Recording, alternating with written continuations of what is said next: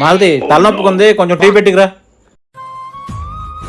అన్నయ్య, అమ్మా ఎలా ఉన్నావు? బావగారు రాలేదా?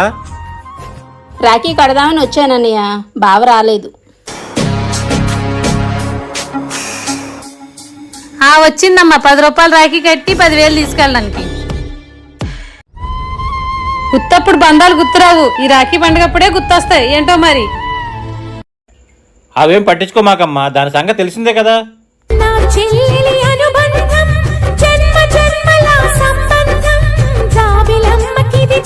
అయ్యో వద్దనియా. పర్లేదమ్మా, తీసుకోమ్మా. వద్దనియా వద్దనియా. వదినా,